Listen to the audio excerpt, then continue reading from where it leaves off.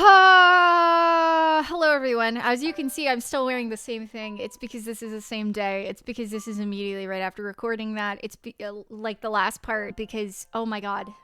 So, I was planning to literally edit right after I recorded that, but I'm just recording another one ahead of time because I physically need to know, mentally, spiritually, all together. I need to know. I need to know. So we're just gonna go into that because I just need to know. Sorry, this is the worst intro ever. I need to know, okay? I have to continue. I have to. Anyway, thanks for popping in. Thanks for popping in, all. Appreciate it. Let's jump into it. Oh my god. Oh my god. Let me look at I said I was gonna look at the logo because a part of me thinks this looks kind of like a film thing.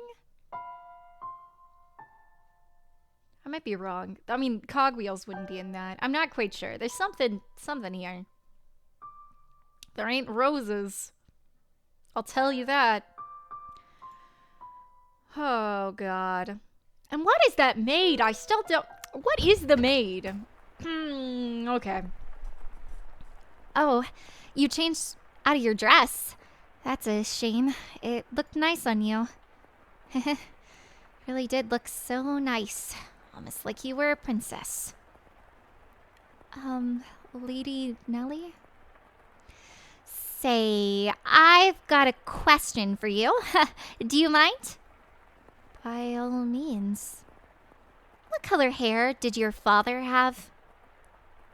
I beg your pardon? Did you not hear me? Should I repeat the question? No. I assumed it would be about Lord Mel.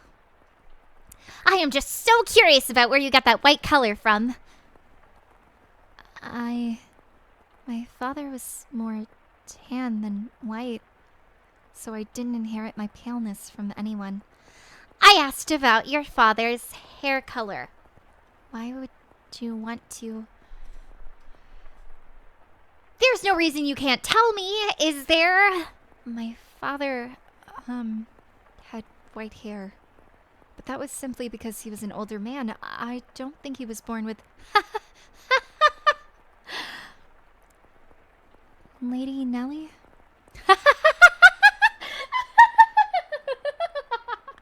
Sorry, I had to put my hands in all that. I had to put my whole feeling in that. Hey, guess what? I figured it out. I figured it all out. It was so simple. There's only one difference between you and me. The thing that Mel failed for is... Why do you have those? No, stay back. Oh, is she cutting her hair off?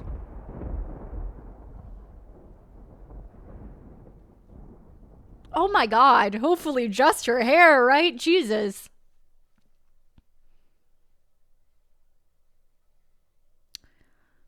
Oh, so, that kind of confirms my fears. I was really hoping that she wasn't actually in love with Mel. But, I really have been feeling that for a second, as I said in part 1, and it was a fear, and it sure is true. Oh my god, there is a love triangle between the siblings. Oh my god. Oh, I'm about to dissociate. Jesus Christ. Okay.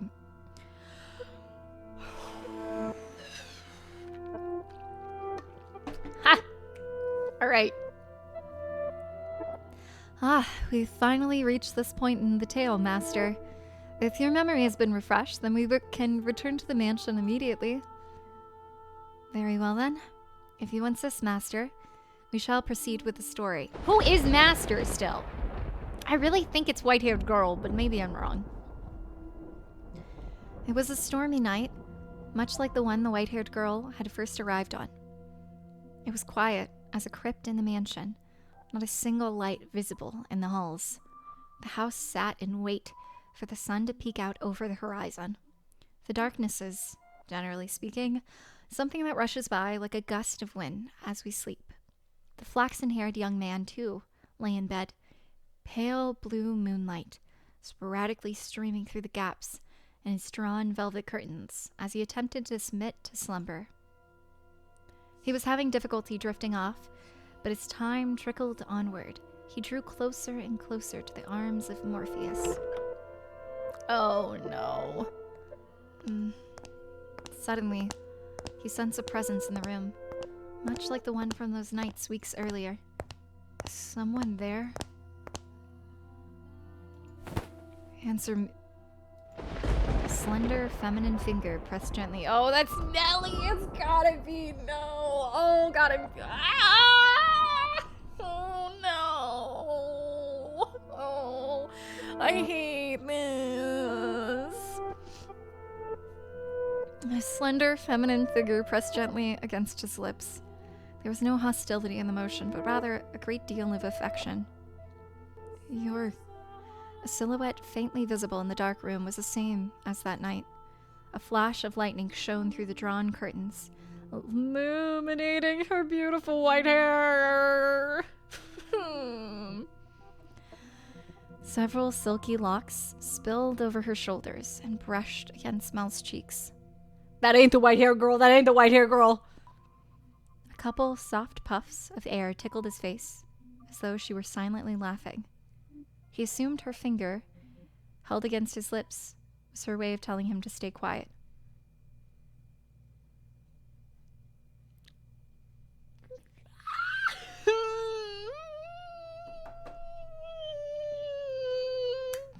Oh, God. Okay.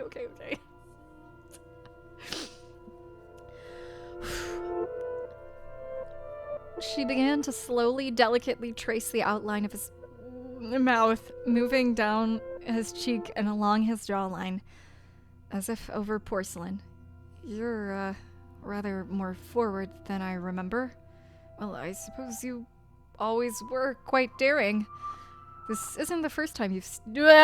Oh, God. Oh, sorry. I'm trying, I'm sorry. Okay. This isn't the first time you've sneaked into my bedchamber. The boy said in an attempt to conceal his surprise. Do you remember the night she came to exact revenge on him for her father? Indeed, she'd proven herself to be a rather bold girl once already. It's dark. I can't see you very well. Why don't I light a lamp, or perhaps we could open the...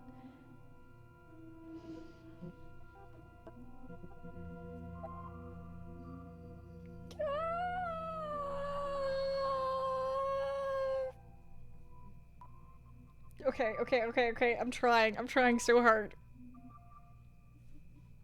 Dude, oh! Alright.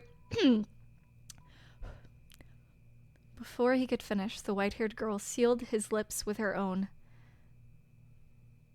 In the near total darkness of his bedchamber, the two shadows appeared as one.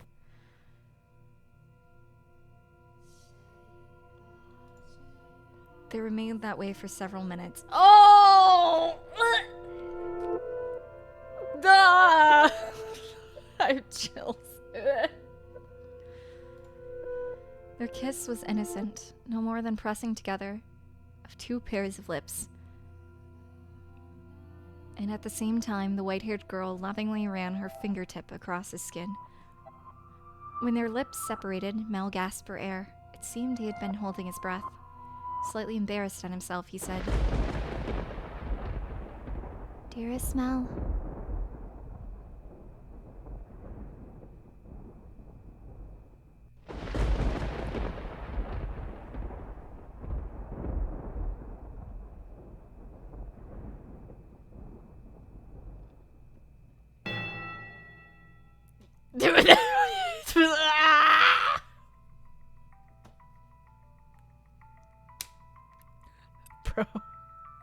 Bro. Okay. Yeah, that ding would be my brain too, frick. Nothing. He could not speak. The silhouette hanging above him was certainly the white-haired girl's. Or was it? Because his next words were, "Get off of me!" He reflexively shoved the girl straddling him aside. She rolled off the bed, landing on the cold floor, but slowly, gradually, she crawled her way back toward him. That wasn't very nice. Veiled in darkness, she slowly lifted her head.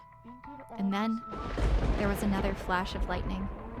The heavy fabric of the curtains rustled, bolts of lightning streaming between the gaps.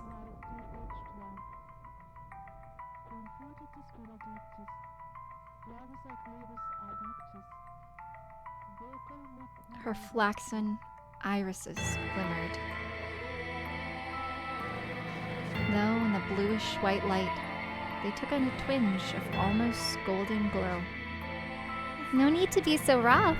This isn't the first time she's visited your bedchamber, is it, Mel? Or did I not kiss you the same way? Tell me, how does she run her fingers across your skin? What does she do when she nuzzles up to you? Stop! Stop this madness, Nellie! Why would you do this? Because you like white hair, don't you, Mel? You like white hair, which is why you fell for her, isn't it? So if I have white hair, then you'll fall for me too. Then I can be your princess again, dearest Mel. What are you even talking about? He could not escape from her, from his sister's piercing gaze. Why, what happened? How could she? Questions crashed into the young man's mind like waves in a stormy sea. But none of them found answers. They simply caused him further perplexity. Your hair, what happened to your hair? How did it get that color? Oh, this?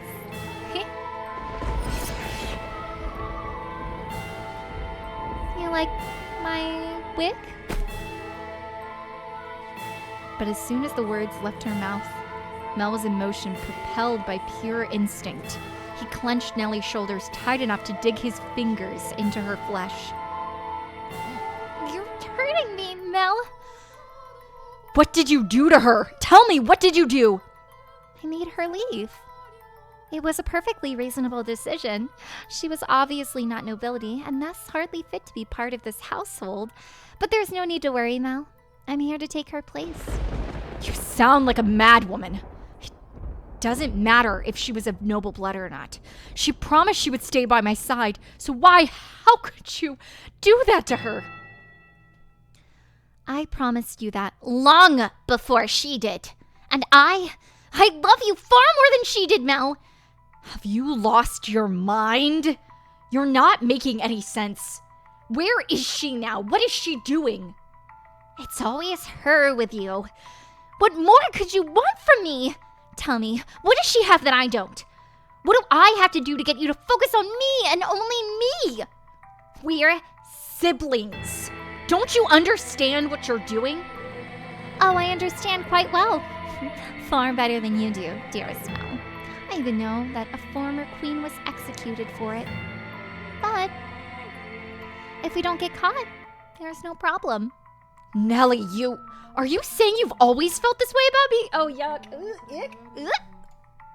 Oh my, you didn't notice, dearest Mel? You truly are a dense one. I guess romance isn't your strong suit. But you've noticed now, have you? You know exactly how I feel about you, right? Quit it. Enough. Don't say anything else. Stop having those insane feelings for me. It's disgusting.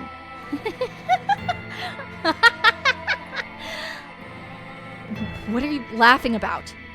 Poor Mel. Content in your complete ignorance. All right, I'll tell you everything. Mel, you can only love blood-related women. Huh? His cackling sister appeared to him like some kind of inhumane life form. Her actions and incomprehensible exclamations slowly drained him of his strength. What kind of deranged nonsense is that? I love her.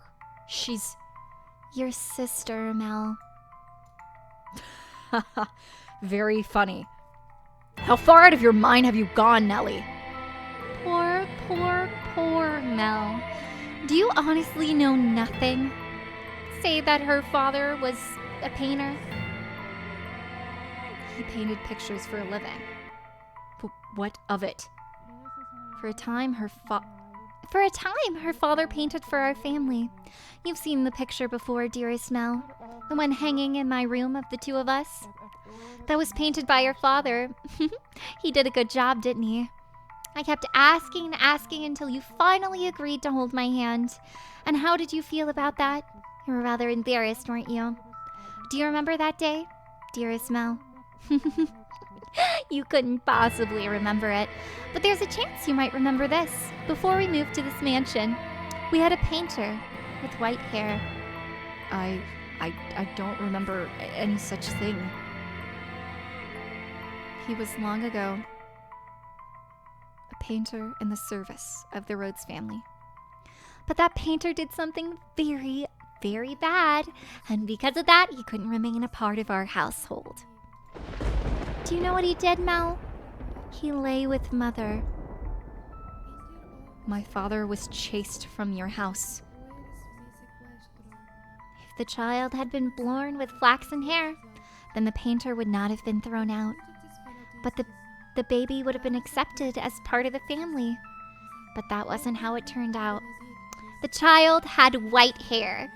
She didn't look like at all like she carried the Rhodes family blood. But see, Mother had me. That I'm here is all proof you need. The girl born 16 years ago didn't have flaxen hair. Up until his last breath, he was only ever concerned about me. He held me in his arms and ran his hands through my hair, an apologetic look on his face. Oh my god, I didn't click with that bit. Okay, that makes sense. You're talking total nonsense. What proof do you have? If you want to see it, I'll gladly show you. The artist left a message in the painting in my room. Tell me, am I truly wrong? What did that girl tell you? You're lying. What part of it is a lie, Mel? Everything I'm telling you is the truth. Why don't you go ask Mother? I'm sure she'd throw quite the fit. Mother wouldn't. The mistress did not send me away when she saw me. Quite the opposite. She took me in as a servant. It never made sense to me. Why would she hire a maid she knew nothing about? Someone who had just showed up at the door one day. And when I asked Mother to make her my maid, she stubbornly refused. From a good house? Don't make me laugh. If she were really nobility, she would have given us her name. But Mother was so desperate to cover her mistake. That doesn't make any sense. I don't believe a word you're saying. It couldn't possibly be true. Wouldn't it be nice if you could bury your head in the sand? But Mel, feigning ignorance is a sin. No, I refuse to believe it. Not a chance in hell. You just don't understand anything. How I feel, how much I've suffered. Do you have any idea how long I've loved you? Knowing that you would never accept my affection? But then, fancy that. You fell in love with your half-sister. Then I should qualify for your love too. Shouldn't I, Mel? Stop it. Enough. Enough. Shut your mouth. Not another word. I don't believe any of this. Mel! I know you'll never love me. I know there's no word for me to return. Say when you were kids, was that really me? Was I really by your side, Mel? If that painting tells the whole truth, I was never once did I get to be your princess. Not even once. I was trying to rush saying that, so the lines weren't that great. I'm so sorry. Dearest Mel, everyone just loves to dote on me. They're always telling me how pretty I am. Mother does, Father does, and all the maids do too. I can do anything I want. So for me, Acting like a spoiled child is the only form of rebellion I have. I don't have the kind of freedom you do, Mel. I'm just a doll for the family to play with. When I have visitors, it's only ever for show. So it's not my fault I don't have friends, dearest Mel. You're the only one who's ever cared about me more than anything in the world, dearest Mel. I always knew how you would react if you fell in love. I would cry my eyes out. I would envy her to death. I would get angry. But eventually I would give up. I knew I could never have it my way after all. My feelings would never bear fruit. So why? Did she have to be your sister? Tell me why. Can I change the speed? Oh my god, it's so fast. Oh, dearest Mel, here you are again, reading such hard books. Your eyes will go... Oh my god. It's fine, Nellie. I'm reading 24 hours a day. It's not that good for you. If your eyes go bad, dearest Mel, you won't be able to see me. Oh my god, I need to pause this. Oh my god, that was so much. Okay, that was going way too fast. Oh, okay. Let's delay? Let's erase delay then. Oh my god, that was way too fast. I was like losing things. I was trying to speed read, but I wasn't even able to switch to our child voice again. Okay.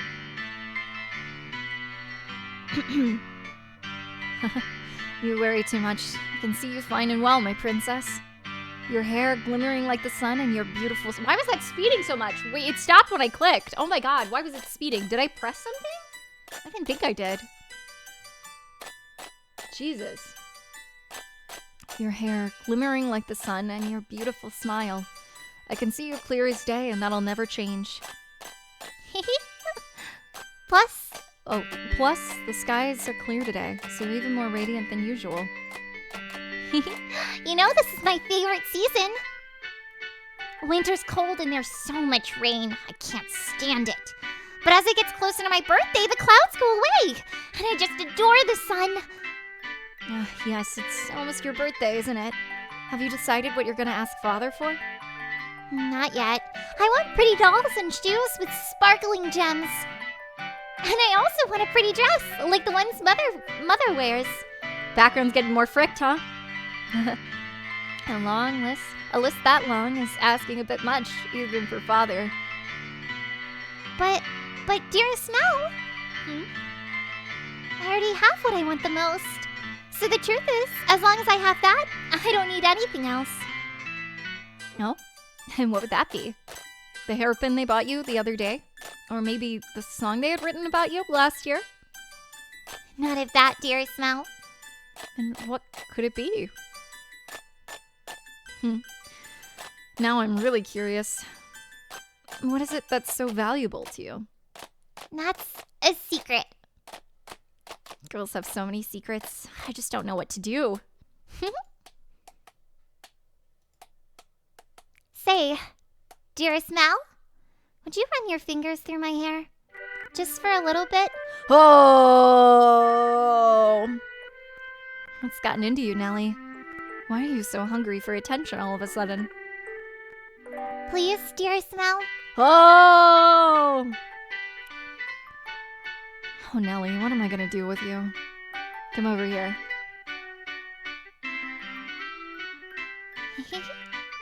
And I want to sit on your lap. Yes, yes, as you wish, my beautiful, beautiful little princess. Say, dearest Mel? What is it this time, Nellie?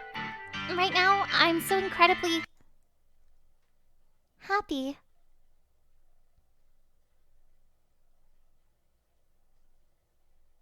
Oh, and out of curiosity, who was it that you really cared so much about?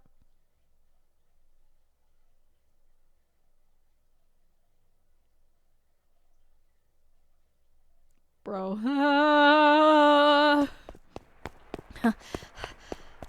In a fevered frenzy, Mal fled from the mansion. Even in early summer, the night was cold. And to make matters worse, raindrops pelted him from head to toe. But that caused him little discomfort, for a far greater maelstrom of rain rampaged within his breast. At night, the town took on a different appearance. Not simply for lack of illumination, but the people active within it as well. It was not a suitable place for a young aristocratic man to go, wandering unattended. The darkness is not only the abode of devils, but of beggars, thieves, criminals, and all manner of things undesirable. But despite that, he continued to run, knowing not where he was to head. He simply went where his feet took him, and where he arrived was the church. Oh God. He really is going to become a priest. Father! Father! God should be able to offer me counsel, to answer all of my questions. About that painting, about her, and about Nellie's feelings. Not her lies, but the truth. Please, open the door. Open the door! But as you might expect, the door was locked, and the priest showed no signs of responding to his calls. The sound of the pouring rain drowned out everything else. His head drooped feebly. He looked like a helpless little calf who had wandered alone onto a dark, precarious mountain path with no end in sight. Why won't anyone tell me the truth? All I want is for someone to tell me it's not true. Have I sinned? No, I didn't know anything. I didn't know. No, none of it is true. So I haven't done anything wrong. I'm not at fault, am I? Nevertheless, his sister's claims and her laughs continued to echo within his head. If he truly believed it to be false, he would have gone to look at the painting. That he could not was an indication that uncertainty had a stronger grip on him. Fragmented images of a white-haired painter fluttered through the back of his mind, but he desperately shoved them aside. What good is the church? What good is theology? What good is God? Something moved near the boy. Was it the beggar at the church? It stood immediately behind him and grasped his light dressing gown.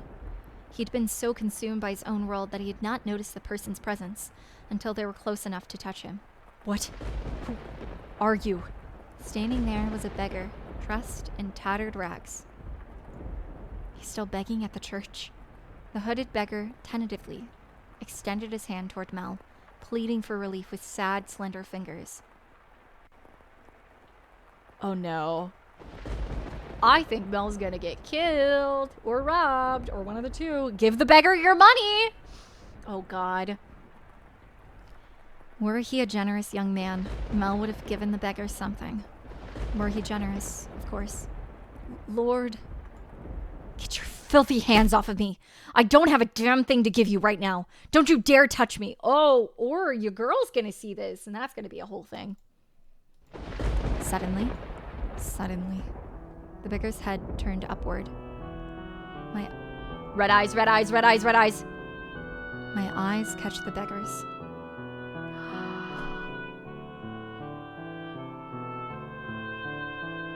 Oh. What? Oh no. Her hood fell back, revealing a hairless head. And a pair of red eyes, gazing bitterly, though with a familiar, distinctive glimmer, at Mel. Red eyes. She immediately covered her face and turned to run. It can't be. The beggar that's... What? What?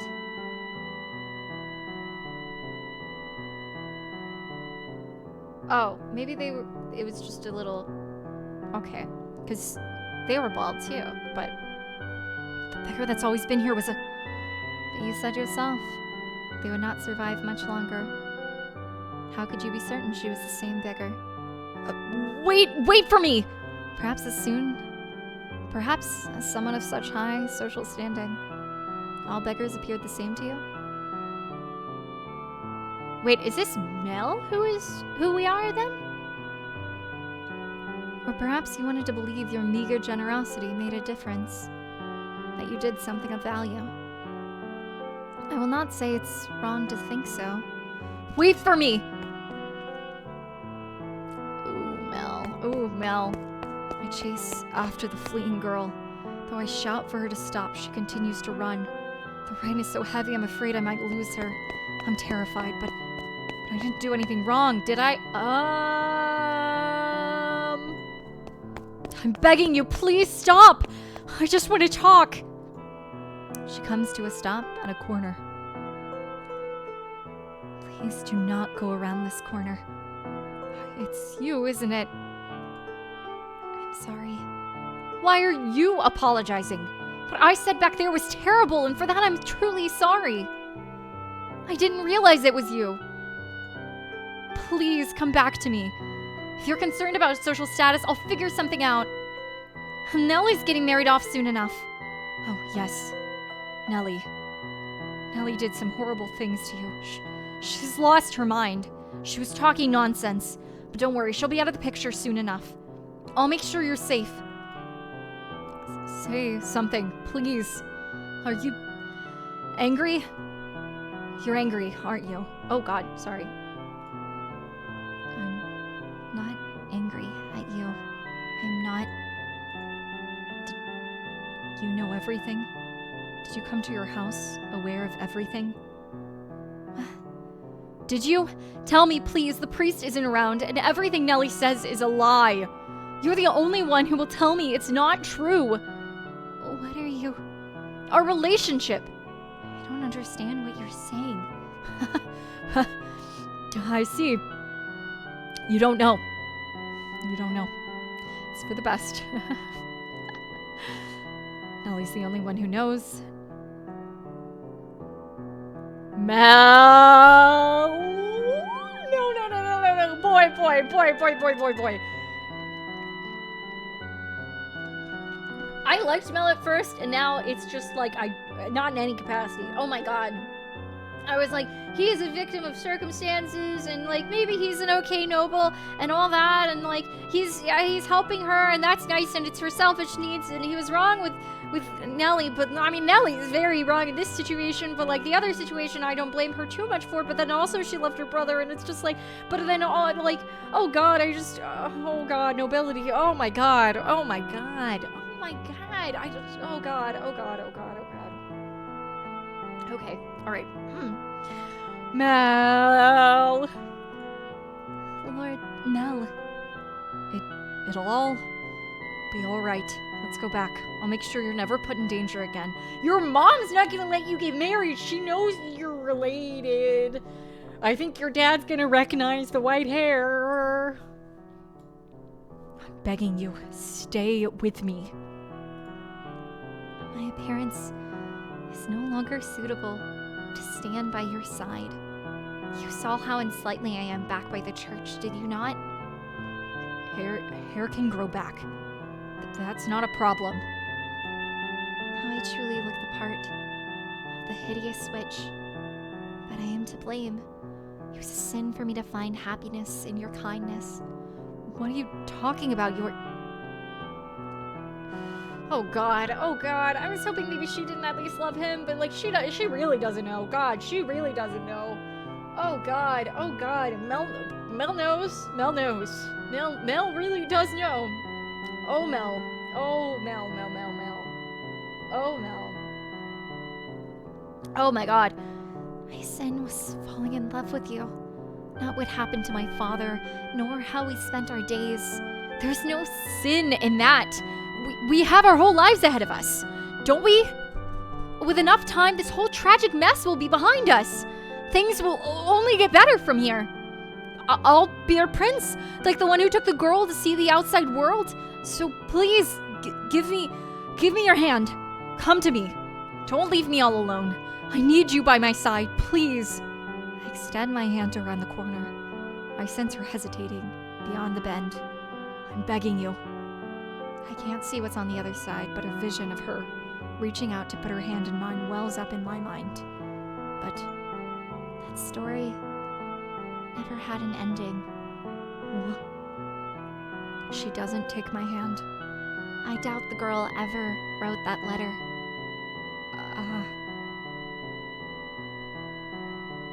She's not there when I turn the corner. Why? How did things end up like this? Where did I go wrong? Oh God. Oh, maid. You are so creepy. What are... Your error was likely your kindness. Thoughtlessly, haphazardly spreading your generosity. But that generosity came from your own desire to avoid pain, for your own happiness. What should I have done? I can't take this. Everyone was happy. Nellie used to laugh and smile. She once meant the world to me. How did things end up like this? It's not my fault. I didn't do anything wrong. If you pretend like nothing happened, then perhaps they can go on smiling in your head. But regardless, you must follow the path you tread. It is your path alone. The path you choose in that moment you decided to run. Make the wrong choices in those moments, and you shall find yourself on the road to ruin. I would have been better off not knowing. Better off in the dark. I just wanted those tranquil days to last. They were supposed to last forever. At some point, your childhood must come to an end. And that ending may not be the one you anticipated. I can't stand this world. You yearned for a world that would treat you with kindness. What should I do? What should I have done? Someone please help me. You should return now. If you spend too long out here, you're liable to catch a cold. Now, let us return to our own time.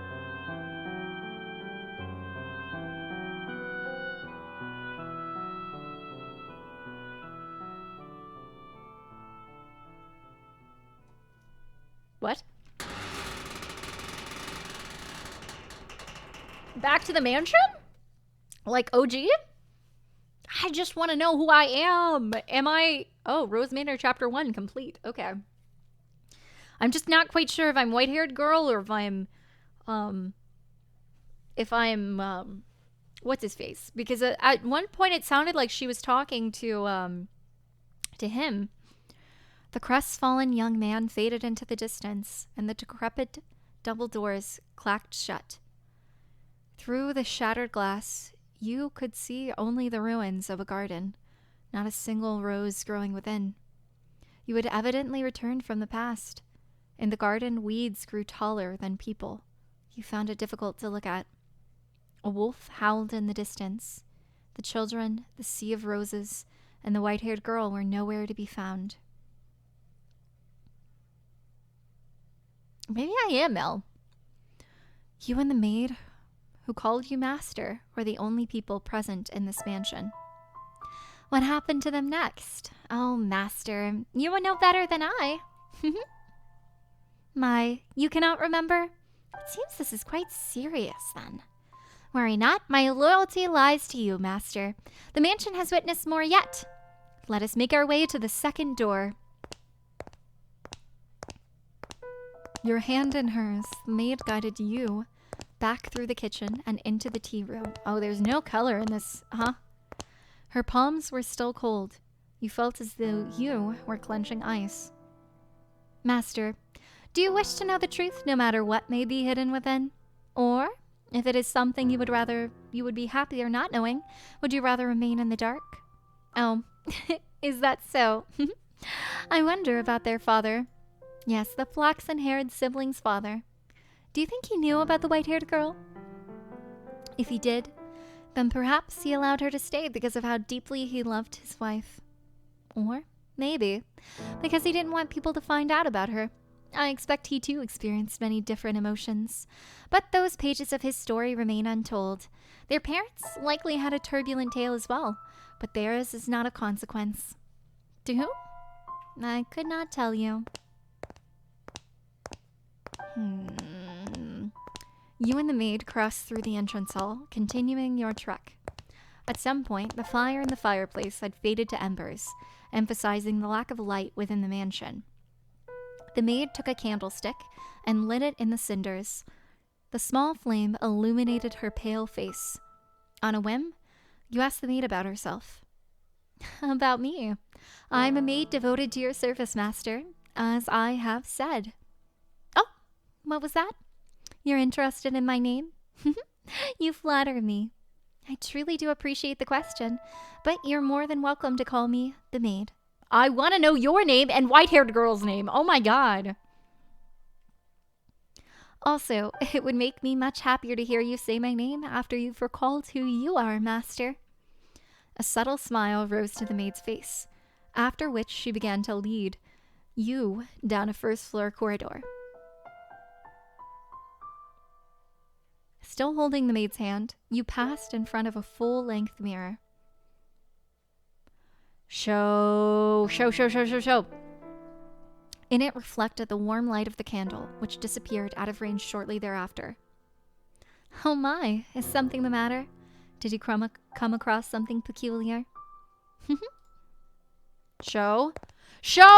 Oh.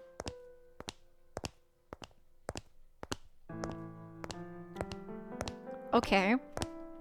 The maid had not appeared in the mirror, though she was not the only one without a reflection. Oh. Are we all vampires? I can't tell if this is a vampire's bed or not. You reached the end of the corridor. There appeared to be a doorway, but the door itself was long since gone, leaving only a hole in the wall to frame the stairs behind it. Without hesitation, the maid descended into the darkness. You have more interest in this mansion, master, than in a mere maid, do you not? No, it pains me to say as much in your presence, master. This house is cursed. Yes, it is a curse that runs deep. As you just bore witness to, the majority of those who dwell within these walls fall into misfortune. I have served here for many years, and periods of happiness are as fleeting as a sugar cube in a cup of hot tea. Why did such tragedies befall them? If I were to guess, master, it's because you had not returned. But when you remember your true self, the mansion's curse should be broken. The next door is before us. It appeared to be the entrance to a cellar. The disconsolate wooden door, was visibly rotten in several places, and it seemed it might crumble at a single touch. You could hear the sound of something devouring meat beyond the door. Maybe there was a beast living within. Before you had a chance to say, you thought it was dangerous, the maid opened the door with a chilling face on her smile. Your first impression was that it smelled of blood.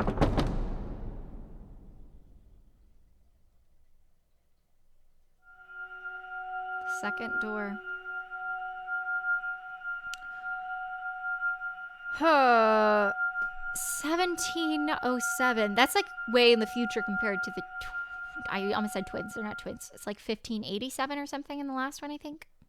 Unless it's the past and it was 18. It was either 18 or 15. I think it was 15.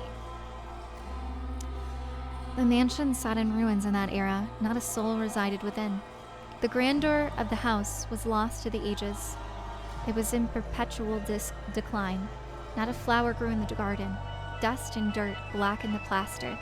Cobwebs blanketed the corridors. Ivy shrouded the outer walls. It was not a pleasant sight. As hard as I tried to fight it, I could not stop the mansion's descent into disrepair. The depth of the previous owner's grief, or perhaps despair, was far too much. After the beautiful flaxen-haired family, people stayed away from the mansion. What happened to them? I can't imagine good things knowing that ending we had. Oh my god. They had no heirs. I have a feeling in my bones that Nellie killed herself. It was a guess for a second, and I'm just gonna speak that into existence. Not into existence. God, I hope that didn't actually happen. But I feel like that's probably what happened. Because I feel like she would be forced to... I don't know. I feel like she would be forced to marry, knowing the time frame, you know what I mean? I don't know what happened to Mel, and I can't even imagine. He could at least get away without marrying, but I know Nellie couldn't. So their bloodline simply vanished into the depths of history. It had been about 50 years since the house last had a resident. The forlorn property appeared as though it had been abandoned for centuries, and the occasional villager who stumbled upon it did not remain there for more than a day. My time there was rather solitary. That was perhaps the loneliest time of my life. Everyone who visited the mansion feared it, and it was left without anyone to become its master. I even came to believe that my time serving as a maid would come to an end in this era. However, one day I noticed something out of the ordinary. As a servant of the house, I am almost immediately aware of any new presence within its walls. Simply a servant, huh? And there appeared to be someone downstairs. Can you imagine just how delighted I was? Though part of me was anxious about what kind of person I might find. The possibility that it could be you had my heart aflutter. So, resisting the urge to rush, I headed for the basement. The cellar was where red wine, smoked meat, and other preserved foods were kept. By that point, the wine was practically antique. As I had expected, a man made his way into the cellar. Is anyone there? Although I am unsure if referring to him as a man is entirely accurate. What? Oh my, this is quite something.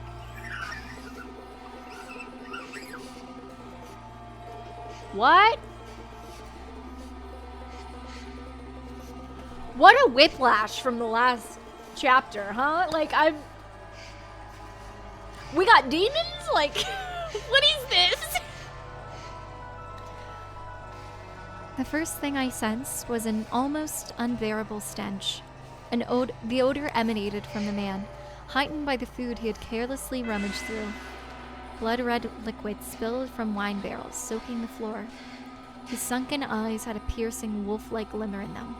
His teeth were sharp and yellowed, visible as he ripped into a chunk of meat. He grumbled in a seemingly inhumane tongue. I was looking at a beast, or perhaps a half-beast. There was another source of odor in the room, though. It had something like a kind of metallic tinge to it, and when I noticed this, I nearly passed out. The red liquid was not just wine as I had assumed. Ah, blood. The beast had, I presume, stolen a weapon from the village. A sword far too nice for him lay on the floor by his side. I could hardly imagine how many people's lives he had taken with that blade. It was visibly wet with blood, even in the darkness of the cellar, but at the same time, it had an imposing gleam. The fine, luscious aroma of the wine could not mask the stench of blood and the beast. Holding my breath, I took a few moments to ponder. Ponder what? Oh, master, you know. Tell me, were you summoned here by the mansion? What? Did you come here knowing what kind of place it is?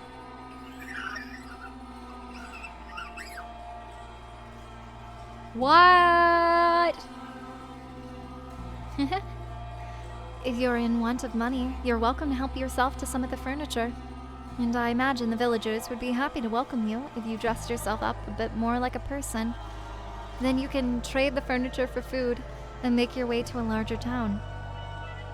The wolf was able to fool the innocent little girl simply by putting on clothing, after all.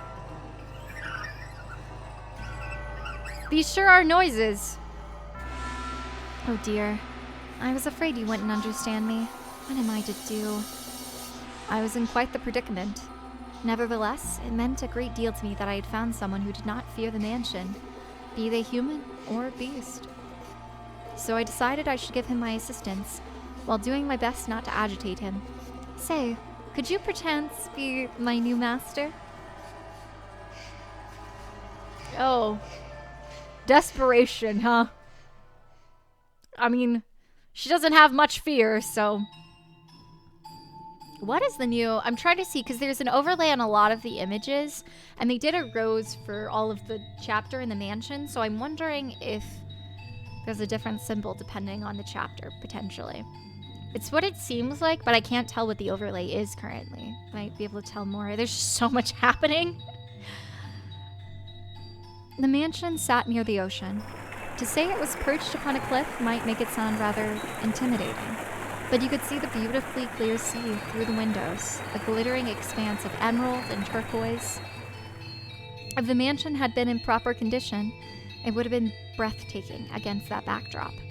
I even wanted to plant orange trees in the garden, though it was a tumultuous era. The sun still shone brightly upon the land, which only served to emphasize the house's unsightliness. Oh yes, perhaps I should give you some more background information. At that period in time, a war had just drawn to a close. The once gorgeous wetlands were infested with crows, picking at decaying remains. Bodies of soldiers fallen in battle continually wash up on the shores of coastal villages. The people wanted nothing more than for the current to draw on that deeply political curtain. And when it finally did, the kingdom, with its richly fertile shores, was stripped of its independence, beginning a new era under new rule. The people were exhausted, their spirits wasted away, and the splendor of the ocean and sea did nothing to help. In my mind, the beast was emblematic of the times, emaciated and enveloped in the stench of blood. The overlay looks like a squiggle this time, which is maybe purposeful. But the war came to an end. Thus the beast did not have to remain a beast, I thought. Did he? Ah. Ah. And so I endeavored to make the beast more human-like. First, I needed to do something about his appearance. I would draw a bath, scrub away all the filth, and dress him in clothing left in the mansion. However, having sat unused for 50 years, the majority of garments had been devoured by insects and of little use.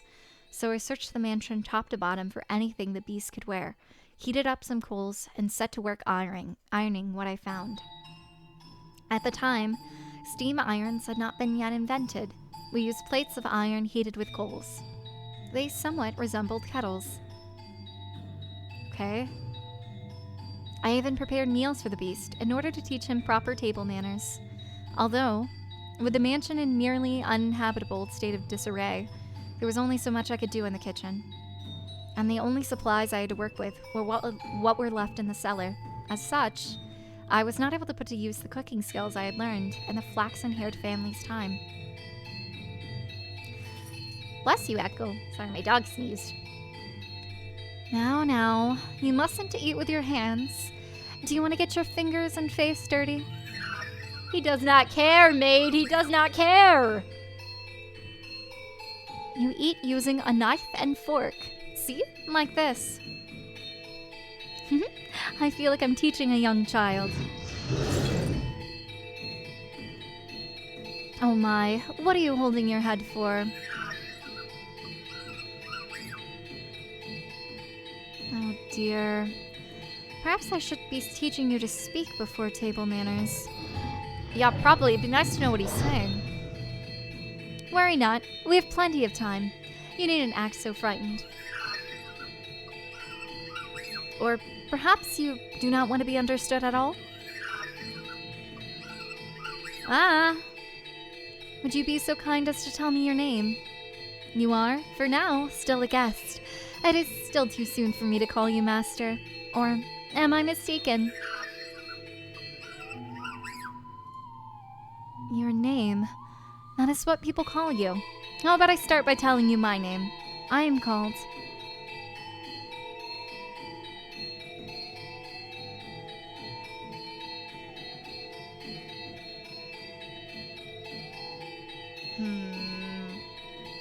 B-E, huh?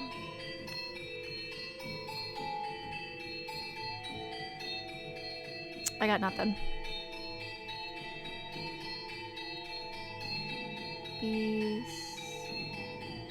Bestia? Bestia. Your name is Bestia? I see. Then that is what I shall call you, Bestia. My, You seem to be rather perplexed as how I was still alive. He had, in fact, attempted to cause me harm. However, I am a servant of this house. The beast called himself Bestia. Bestia? I'm gonna say Bestia. If you guys think it's different, let me know. But I don't imagine it'll ever actually be said like a voice line.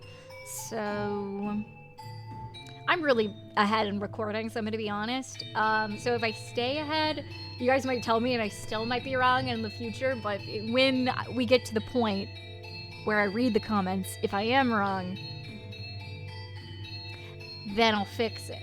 But maybe Bestia. Bestia? I'm gonna say Bestia. Bestia, let's do it. Okay, tell me if I'm wrong. I said it like 5 different ways, but... And maybe I'll fix it. Potentially, maybe, eventually, potentially. Potentially. It is a curious thing. When I learned his name, it seemed to take on a new importance in my mind. He was not a mere beast, but the thing called Bestia.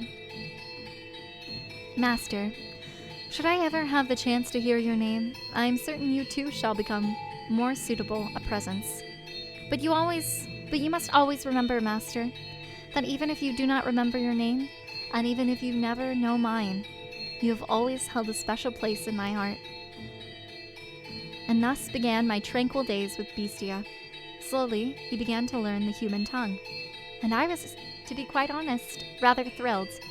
To be certain, I was afraid of the beast, but my fear was not so strong as my elation that there was someone else in the mansion, someone to whom I could speak, and someone that might become my master. Come now, you must pull the weeds out at the roots, or they will soon grow back. This is a task that requires perseverance. You do not like it? You do it like this, see? There you go. Grass. I don't even know what voice to do for this guy. I'm gonna be honest. Grass. I don't know. I'll do something weird.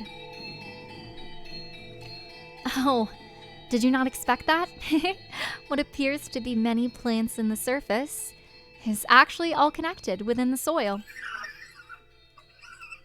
This is a task that requires a man's strength. If there were other servants, they could do it. So I apologize for making you tend to the garden, future master. Or perhaps now that you're all dressed up, do you wish to leave the mansion and find someone to fool, as the wolf did the sweet little girl? Have you no interest in remaining in such a disheveled house? Go on. Not want if... Oh my, is that so? If you wish to stay, then I shall not stop you. On the contrary, I will gladly attend to you. I am waiting for the person who is to become my master. Forever waiting. I should be able to watch over you until the day you depart this world, old and wrinkled. Do you not believe me? Are you interested in becoming the master of this house? Will be. I have to wonder if you know what you're saying, although it matters little whether you do or not. Oh my, look at that. Now this brings back memories. This is called a rose. Do you know what a rose is? It's a type of flower. Not. No. Do not. No. I see. Then allow me to teach you. What you have here is not a real rose. The real roses wilted and are sleeping in the soil. This is called an accessory.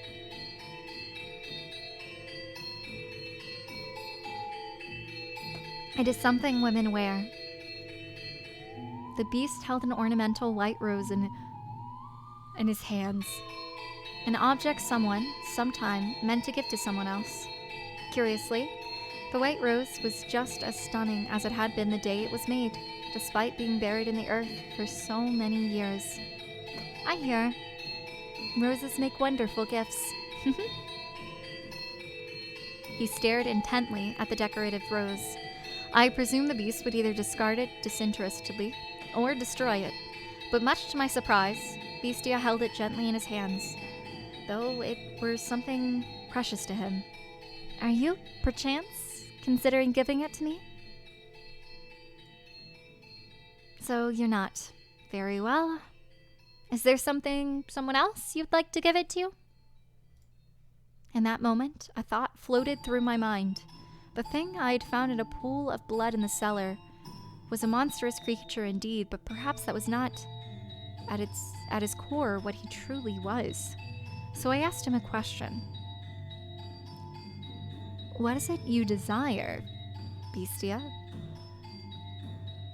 This mansion fulfills people's desires. If you yearn for something, want, live, peace. Look at that filthy thing. A beast! It's a beast! It's eating goddamn sand. Are you really that hungry? Beast, you foul creature. Stay the hell back! Get in closer. Filthy beast! And I'll kill you! Several days passed by. As Bestia began to act more like a person, the mansion followed suit, slowly becoming more habitable, though not yet back to its former glory. No flowers grew in the garden, but neither were there weeds infesting it. The dusty corridors, shattered windows, rust-covered kitchen gradually returned to their proper states. Interesting. Bestia learned how to change his own clothes and how to draw a bath. No longer did I have to wait on him hand and foot. He could take care of a number of things all by himself. What we lacked for food, he acquired from the forest. Never did he go to purchase supplies from the village. Rather, he captured hares and gathered herbs hidden in the overgrowth. Oof. They were days without incident. And though such a life may be want for excitement, peace is something you mustn't take for granted. Those who have it cast it aside, finding the leisurely flow of time dull. Only those who have never experienced it truly know how precious it is. Bestia appeared to be content. He wore an expression of solitary serenity. Someone! Is anyone there? And then one day, a crack formed in the uneventful tranquility. Is anyone in there? Could you part with some food? I don't need much. Some food and water? Just a little. That's all I need. Bestia looked over at me, as if seeking my aid. Ironic, no? It was a visitor who was truly in need of aid. I pondered it for a few moments, deciding that I could not simply turn away someone calling upon the mansion. Had Bestia ordered me not to let him in, I would have followed his instructions, but he said nothing.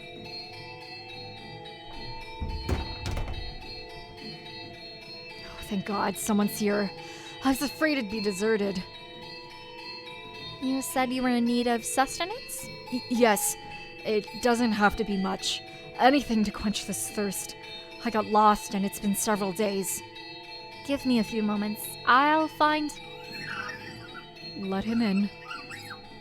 A firm, deep voice came from behind. I was quite startled. When had the beast learned to act so much like a human?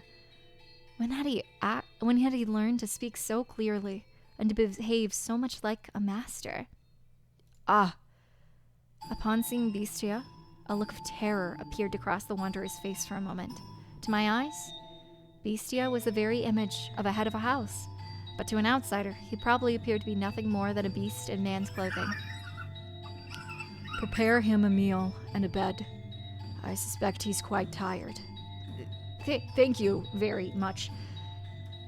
But in time, the fear drained from the man's face. Bestia sat precariously on the border between man and beast. Though he still had his doubts, the wanderer revised his first impression, deciding Bestia was human. Do we see him now? As the wolf had fooled the little girl in the forest, he too had succeeded in playing the role of a man. I thought I was a goner for a while there, but you really came to the rescue. And a meal like this on top of that? You really didn't have to. Though I guess it's not an appropriate thing to say as I'm eating. What kind of meat is this? Hare. It's damn tender for hare. Here I thought it was beef. You have quite the skilled chef. Oh, is she the one who cooked this? Is she your wife? No, I am merely a servant. A female servant, huh? Don't see that very often. This mansion's full of surprises. I can hardly believe it. Lost for days, and as soon as I think I'm dead, there it is. Looking back on it now, it's miraculous. But why are you two here living alone in a house on a cliff? Oh, I beg your pardon. Asking so many questions without telling you about myself. My apologies. Just a little too excited to finally see other people. I'm a merchant. I do international trade. Until a few years back, spice exports pretty much all came from one place. But now that we've established trade routes of our own, my country's fighting tooth and nail to push its exports. And in fact, some have lost a few teeth in the fight already. But that's just how it works. It's a cutthroat world. You do what you must to survive. That's just how it works, the merchant said, a sorrowful look on his face. He was quite clearly putting on a show, though. Confidence in himself and his homeland radiated from the man. I came to this land to do business, but much to my chagrin, I somehow ended up lost in the forest.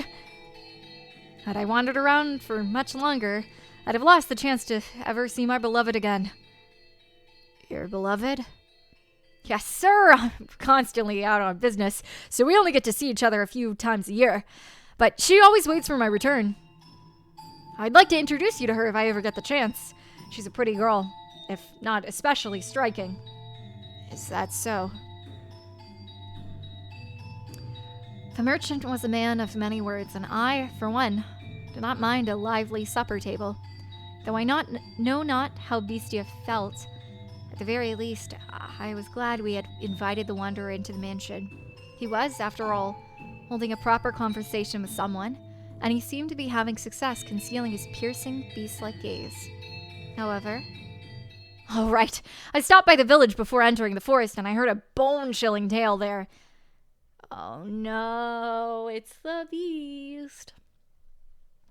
As soon as the merchant brought up the subject, a palpable tension spread through the room. They say there have been sightings of a beast.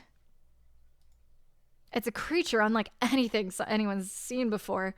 Not a wolf or a bear or anything like that. I'd even attacked the village once, killing several people. Thankfully, the man managed to drive it out, but the creature is still alive. There's nothing in the world scarier than a vicious beast. So you should keep an eye out when one accidentally let a murderous beast into your home. At the villagers' insistence, I had the smithy forge me a knife. Is that knife, with you now? Well, yeah, I've got it on me. Only good to defend myself with, but it's better than... That knife. You brought that knife. You're here to kill me with that knife. What? You're going to stab me again and again with that knife, like they did last time. That's why you're here, isn't it? What are you talking about? What's got into you? Stab and stab and stab. Calm down. What are you so worried about? I'm not gonna hurt you with this. What did you just say? I like to imagine that before the wolf ate the poor little girl, he said. Is that what I always looked like? That beast. What's your problem? What's wrong? Talk like a human. It's me. Stop! Stay back! Get any closer and I'll stab you to death. Don't act like you only just realized I'm a beast. That's right. I'm a beast. I killed them. Stay back, and I'll do the same to you. Help! His hand. Bestia held a sword. Perhaps it had always been hidden under the table. Or maybe behind his chair. Regardless, it was as though he had expected this to happen. The merchant kicked aside a chair, attempting to flee, but Bestia closed the distance in an instant, knocking him back. He lost his balance and slammed against the wall, but still, he made to escape, though the beast stood blocking his path. No, please stop this. Don't kill me. My beloved is waiting for me back home. I can't leave her behind. And why should I care?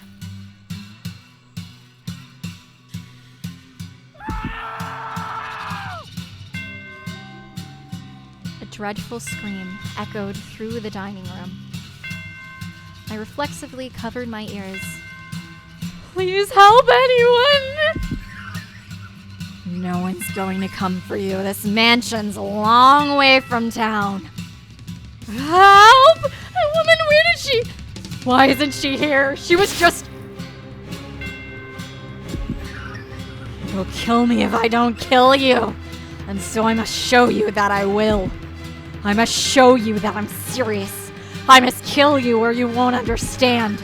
You won't understand. Oh my god, I'm losing my voice doing this. Oh my god. It's been a lot of screaming today, to be honest.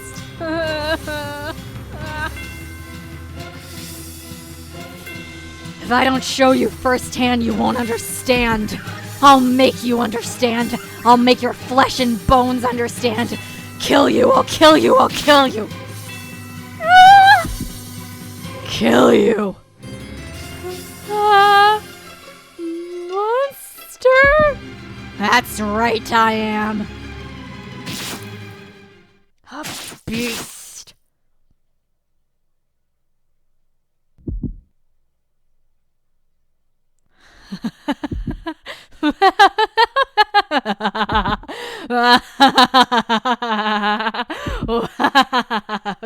Oh my god, this is so much love. Oh my god, oh, this hurts. I'm like lightheaded. They had been enjoying a peaceful meal around the table together just minutes earlier. So what had triggered this? If I were to guess, the merchant saying the word knife is what caused the beast to snap. Oh my god, that was horrible, the voice. I'm like sweaty after that. Oh jeez. I hope you guys appreciate the effort I put into that. I know it could have been a little better because I'm bad at deep voices, but Jesus God. That was rough. Oh. A simple, small thing set him off. I could not comprehend it. Bestia, who had said he wished for peace, was staring down at the ravaged corpse of the merchant with a look of ecstasy on his face. Master, can you understand how he felt? Even just a little? Did he not yearn for peace, but for slaughter? All right. Okay, wow. Now, what was the giggling? Now, what's that all about? What's that all about? Oh, God. Who is this? Oh, is this the girl? Oh, this might be the girl. Oh, God, that might be the girl. Oh, God. Okay, okay, we're ending there. We're ending there. The visitor, that's the girl. That's the girl. That's the woman. That's gotta be the lover. Oh my god. Oh my god. Oh my god. She's probably searching for him. Oh my god. Oh my god. Or it's Beauty and the Beast. I don't know. She kind of look Belle-like. Oh, Jesus. Okay. All right. I'm going to end there. it's been an eventful freaking episode. Jesus Christ, all. I don't even know what to say. I don't know what to make of the Beast. I'm pretty confused about that, but the theme so far seems to be at the beginning of any of the chapters. I have no idea what's happening, to be honest. So this is on par. Thank you guys for coming, though. I appreciate it. Thank you guys for watching. Wow, this was a lot to process. I'm wondering if we're going to jump back to maybe the white-haired girl, because I feel like that's not finished, even if Mel and Nellie are. I mean, it's not finished, but I don't think we'll go back to Mel and Nellie. Maybe we will. I don't know. But I don't know. I'm so curious. And this is a whole... I just want to know what happened. I mean, I sort of know what happened from the implications, but like clearly she didn't come back. The whole thing with... I'm glad, because Mel was truly about to keep that whole thing a secret to marry his half-sister. Jesus Christ. Oh my god, what a fricked up family. Oh my god. All right. Well, yeah. All right. Well, I hope you guys have a great day. Thank you guys for watching. I appreciate it. I'll see you guys in the next episode. Hopefully it's easier in my voice, but I don't imagine any of the bee stuff is going to be easy on my voice. Okay, well, goodbye. Oh my god.